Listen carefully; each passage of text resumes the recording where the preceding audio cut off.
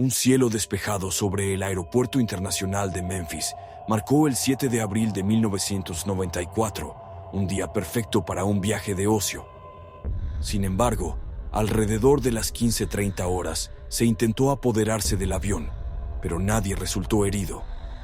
De repente, el avión de carga McDonnell Douglas DC-10 giró hacia la derecha, luego giró hacia la izquierda y aceleró hasta realizar un aterrizaje brusco a una velocidad de más de 860 kilómetros por hora. El avión no está diseñado para tales velocidades, pero esto es una emergencia. Momentos después, el control del tráfico aéreo recibe una transmisión aterradora. Seguramente no quieres encontrarte con un secuestrador de aviones, pero las amenazas a la seguridad son menos obvias hoy en día. A bordo del avión iban 4 empleados de Federal Express, 3 de los cuales luchaban por sus vidas. El secuestrador intenta convertir el avión en un misil. Esta es la loca historia del secuestro del vuelo 705 de Federal Express, música. Las tripulaciones de vuelo normalmente están formadas por un capitán y un primer oficial, pero en la década de 1990, la mayoría de los aviones comerciales requerían un tercer miembro de la tripulación, el ingeniero de vuelo. Auburn Calloway tenía previsto operar el vuelo 705 de FedEx, que tenía previsto partir de Memphis a San José en julio. El 7 de abril de 1994, su tripulación excedió el límite de tiempo diario de vuelo, lo que obligó a otra tripulación a hacerse cargo del vuelo. Pero Calloway tenía que estar en ese vuelo. Afortunadamente, pudo abordar el avión como pasajero, una posición normalmente reservada para los empleados de FedEx, en lugar de sentarse tranquilamente fuera de la cabina, lo cual no era su plan. El día del vuelo, él fue la primera persona a bordo, llevando una maleta normal y una guitarra. El siguiente en llegar fue Andrew Peterson, el ingeniero de vuelo sustituto. Como los empleados de FedEx cambiaban sus tripulaciones con frecuencia, Peterson no prestó mucha atención a Calloway. Pero notó algo extraño. La grabadora de voces de la cabina del capitán estaba apagada. El capitán David Sanders y el primer oficial James Tucker llegaron más tarde. Saludaron a Calloway y prepararon la cabina, pero se olvidaron de cerrar la puerta. El vuelo 705 de Federal Express partió a las 15:00 horas. A 18,000 pies, 26 minutos después del despegue, Calloway abrió el estuche de su guitarra, sacó una pistola, la cargó y agarró 2 martillos. Crowley's Ridge es el nombre de la montaña y puedes ver los árboles allí. Conozco la zona, pero tengo curiosidad por la zona plana que hay detrás, por donde cruza. También tengo curiosidad por la falta de Novaculite Height, que está al oeste. Una vez completado el despegue, los multímetros se configurarán en 9 y 2. Dave, vives en Arkansas. Phil, eres un aficionado a las apuestas. Primero, Calloway golpea a Peterson varias veces por detrás. Cuando Tucker se gira para ver qué está pasando, golpea a Peterson en el lado izquierdo de la cabeza con un martillo. Finalmente, Tucker recurre al capitán Sanders, quien intenta defenderse pero es dominado. Después del ataque inicial, fragmentos del cráneo de Tucker penetraron la arteria temporal de Peterson y este comenzó a sangrar. El capitán Sanders sufre graves heridas en la cabeza y casi le cortan una oreja. Los 3 miembros de la tripulación sufren un dolor terrible y se sienten extremadamente desorientados, pero todos están vivos. Calloway regresa a la cocina para recuperar el fusil, mientras la tripulación toma un breve descanso para recuperarse. Luego, Sanders se desabrocha lentamente el cinturón de seguridad y comienza a tambalearse hacia la puerta, mientras Peterson y Tucker recuperan el conocimiento. El capitán Sanders carga contra él mientras Calloway le apunta con su fusil directamente. Peterson agarra la lanza antes de que Calloway pueda apretar el gatillo. Tucker se da cuenta de que tiene un arma que puede usar para contraatacar. Un DC-10 de McDonnell Douglas tira del yugo del avión hacia atrás, colocándolo en un ángulo de 15 grados. Calloway, Sanders y Peterson terminan cayendo por la puerta hacia la cocina. A medida que continúa la batalla, Tucker, un expiloto de combate de la Marina que ahora vuela el avión manualmente, ve la situación como un combate activo y decide que atacar directamente a Calloway es el mejor curso de acción porque es predecible cuando está a la defensiva. Pero esta maniobra lastima a Sanders y Peterson, quienes pierden sangre y se debilitan a medida que la pelea en la cocina se traslada al techo. Tucker gira el DC-10 hacia la izquierda 140 grados, volteándolo casi por completo. Durante el caos, Calloway vuelve a golpear al capitán Sanders en la cabina. La fractura de cráneo de Tucker paralizó el lado derecho de su cuerpo, pero eso no le impidió realizar un aterrizaje brusco con el DC-10. La cabina comenzó a temblar y el velocímetro alcanzó los 860 kilómetros por hora, pero el avión iba mucho más rápido. El DC-10 no está diseñado para maniobras aéreas complejas, por lo que en este punto, las alas del elevador comienzan a vibrar sin control. Ya sea que Tucker no reduzca la velocidad o se calme demasiado pronto, el avión explota. Cuando el avión estaba a punto de estrellarse, Calloway golpeó al capitán Sanders en la cabeza, provocando que Peterson perdiera mucha sangre. Mientras Tucker estabilizaba el avión, Sanders agarró uno de los martillos de Calloway y lo golpeó 2 veces. En la cabina, Tucker llamó al control de tráfico aéreo del Aeropuerto Internacional de Memphis para pedir ayuda, diciendo: Señor, emergencia de aeronave, salga. Actualización rápida. Ha habido un intento de secuestrar el Express 75. Necesito un transportista, por favor. Tucker escucha que la pelea empeora en The Galley y rápidamente activa un DC-10 para sorprender a Calloway. El Express 705, que actualmente se dirige al este, llegará al aeropuerto aproximadamente a las 12:31 de acero. Por favor, sigue hablando conmigo. Necesitamos una ambulancia y una intervención armada. También se alertará a las instalaciones del aeropuerto. En ese momento, el piloto estaba a unas 8 millas al norte de Forest City, haciendo un buen contacto. Mientras tanto, Tucker estaba conduciendo el DC-10 de izquierda a derecha, pero Calloway no. Esa es la solicitud más seria que puede hacer un piloto, según el monitor de control de tráfico aéreo, que alerta al equipo de respuesta de emergencia del aeropuerto y al operador de radio en Memphis, quienes son responsables de los aterrizajes en el aeropuerto 75. El capitán Sanders finalmente logró inmovilizarlo contra el suelo, golpeándolo en la cabeza con todas sus fuerzas. En ese momento, Tucker llamó a la cocina y le pidió que pusiera el avión en piloto automático. Sin embargo, el avión despega del aeropuerto de Memphis sin que nadie responda a la radio. ¿Lo controlaron o qué? Escuché un ruido de fondo que parecía indicar que le habían dado, pero no disparó. El capitán Sanders regresa a la cabina para devolver el avión a Memphis, retirando todas las armas de Calloway menos una. Pide ayuda para redirigir el DC-1 a Memphis, diciendo: Rápido 705, pesado, sí, pesado, Memphis.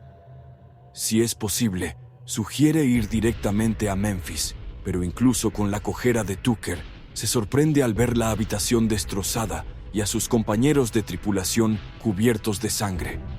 Calloway queda inmovilizado contra el suelo. Aquí en 302 Niner tenemos una emergencia. Necesitamos personal de seguridad para recibir el avión, ya sea en la pista o en el aeropuerto. Tenemos bomberos, ambulancias y equipos SWAT listos para acercarse al DC-10 cuando aterrice. Pero hay un problema. El avión pesa aproximadamente 16 toneladas más que su peso de aterrizaje recomendado, debido principalmente al combustible, y solo ha estado en el aire menos de 1 hora. Los aviones normalmente descargan combustible en un aterrizaje de emergencia, pero Sanders no puede alcanzar los interruptores de forma segura, por lo que tendrá que presionar el acelerador. A unos 7,000 pies, Sanders escucha que la lucha se hace más fuerte desde la cabina. por lo que toma la difícil decisión de aterrizar el avión, ponerlo en piloto automático y matar a Calloway. Afortunadamente, Tucker logró inmovilizarlo contra el suelo, por lo que no fue necesario, pero esos pocos segundos hicieron que el aterrizaje fuera más complicado. El DC-10 mantuvo la misma velocidad durante el aterrizaje. Ahora que aterrizar en la pista 9 era imposible, debido a la altura y el peso, el capitán Sanders tuvo que ser creativo y utilizar la pista 36 a la izquierda, que era más larga pero perpendicular a ella. Para aterrizar con seguridad en esta pista más larga, tuvo que hacer un giro de 90 grados hacia la derecha y luego un giro brusco de 180 grados mientras aterrizaba a alta velocidad. Finalmente, tuvo que aterrizar el DC-10 con la suficiente suavidad para evitar reventar algún neumático y detenerlo antes de llegar al final de la pista. Estas maniobras habrían sido bastante difíciles para un avión pequeño, y más aún para un Führer con sobrepeso, pilotado por un piloto con una oreja colgando y... Dentro de la cabina, Sanders ignora los sistemas de advertencia del DC-10, mientras que en la cocina, Calloway intenta desesperadamente alcanzar el martillo en el suelo. Afortunadamente, Peterson le arrebató el martillo a Calloway. Estaba extremadamente débil por la pérdida de sangre, pero reunió todas sus fuerzas y golpeó a Calloway una última vez, dejándolo aturdido para siempre. Milagrosamente, el capitán Sanders logró aterrizar el DC-10 sin reventar ningún neumático y lo detuvo a solo 300 metros de la pista. Lo primero que deben hacer los pilotos en caso de emergencia es aterrizar. Cuando el equipo de respuesta se acercó al avión, esposaron a Calloway. Afortunadamente, la tripulación estaba a salvo y se evitó un posible desastre. Peterson, que había perdido mucha sangre y no tenía pulso, fue el primer miembro de la tripulación en ser evacuado y trasladado rápidamente a un hospital cercano.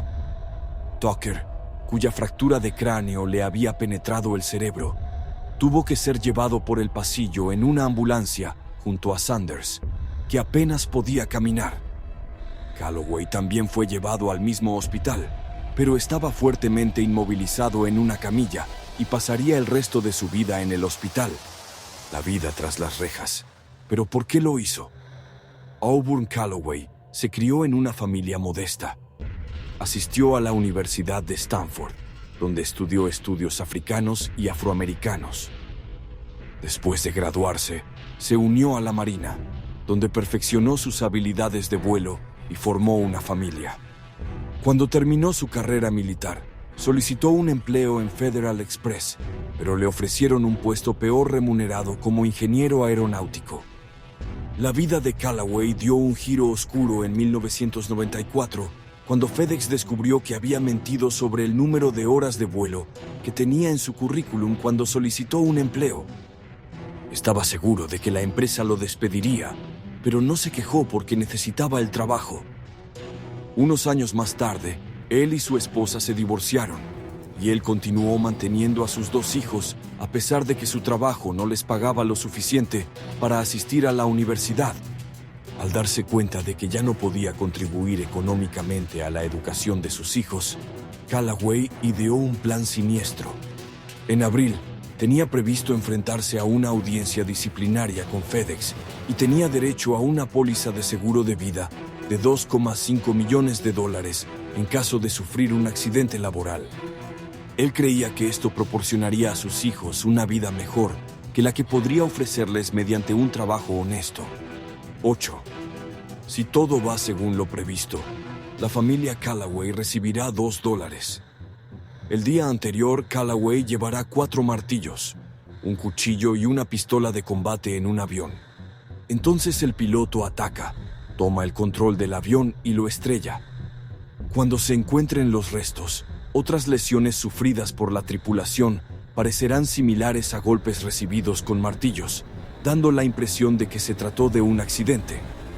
En la mañana del 7 de abril de 1994, Calloway dejó su testamento en su cama, empacó sus armas y se dirigió al Aeropuerto Internacional de Memphis.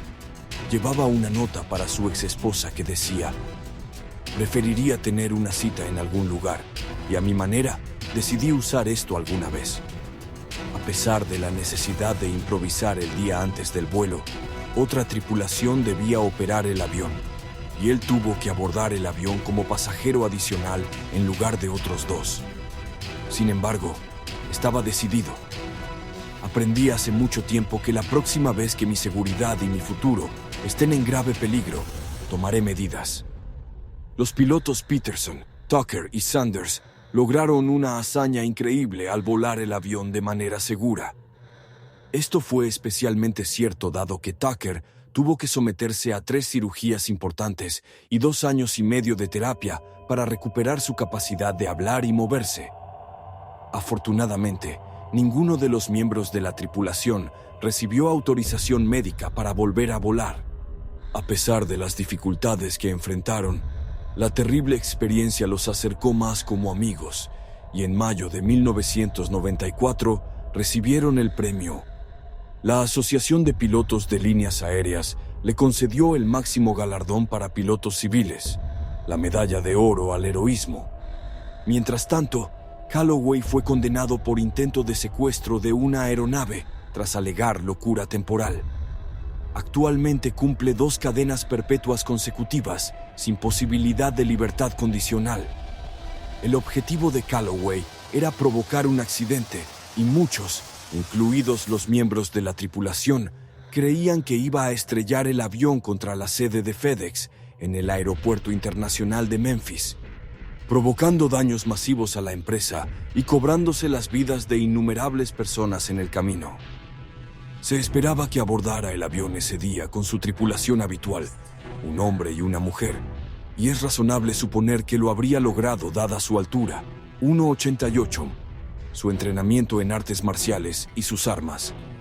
Sin embargo, esta tripulación excedió su límite de tiempo diario de vuelo en solo 1 minuto y 60 segundos, por lo que Auburn Calloway, Andrew Peterson, James Tucker y David Sanders estaban a bordo.